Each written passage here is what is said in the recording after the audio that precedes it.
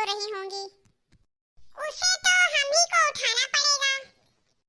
Mummy जी, आप बीवी पर गुस्सा मत करना, वरना क्या सोचेंगी मेरे बारे में। यही कहेंगी कि छोटी आई नहीं कि घर में झगड़े होने शुरू हो गए। अरे छोटी बहू, तुम चिंता मत करो। मुझे बहुत अच्छे से पता है कि बड़ी बहू को कैसे उठाना है। लातों के भूत ना हाथों से नहीं मानते हैं। वही वाली कहानी तुम्हारी बड़ी भाभी का भी है। अच्छा सुनो छोटी बहू, आज तुम्हारी मुंह दिखाई की रस्में हैं। मोहल्ले की सभी औरतें आएंगी आपको देखने के लिए। आप जाइए, खूब अच्छे से तैयार हो जाना, ठीक है? जी मम्मी जी, हम खूब अच्छे से तैयार हो जाएंगे।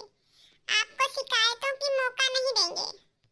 चलिए छोटी भाभी, मैं आपको तैयार कर देती हूँ। चलिए ना अंदर आनी, चलिए। मम्मी जी हम इतना अच्छे से तैयार होंगे ना कि गांव की सभी लड़कियां मुझे ही देखेंगी, कहेंगी वाह कितनी खूबसूरत है इनकी छोटी बहू। ये हुई ना बात।